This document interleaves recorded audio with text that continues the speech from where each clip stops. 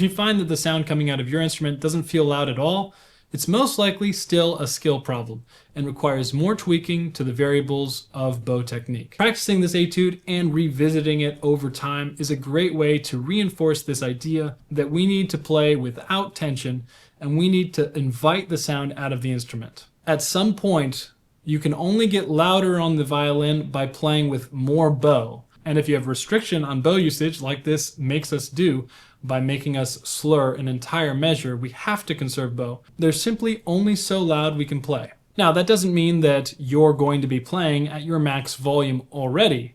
Most likely, it'll take great workshopping and an immense amount of practice on this etude to discover what your maximum is at certain bow speeds. Understand that you can change all sorts of variables in order to find out what that maximum is. Be careful to be satisfied with your volume production too early on, because I'm certain it will be quite loud even at a slow tempo. If you find that the sound coming out of your instrument doesn't feel loud at all, it's most likely still a skill problem and requires more tweaking to the variables of bow technique. What are those variables? Of course, they're the same as we always talk about in these videos. They are bow speed, which we can't fix because we are on a fixed bow speed. We have a fixed amount of bow that we can use because we have to do the slurs. But there's also sounding point, which is how close or far from the bridge we can be. We generally want to have a close to the bridge sounding point when we're playing with a very slow and controlled bow. And then finally, of course, there's pressure.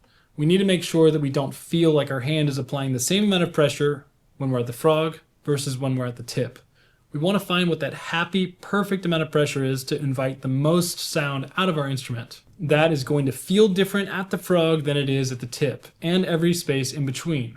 We need to find what that variation is as we're on the G string in a low position. First, when we're on the E string in a high position. This too will change the requirements. The only thing that will truly develop your comfort in this concept is by practicing and repeating this concept over and over again. And there's no place better to do it than by practicing Wohlfahrt's Etude number 39.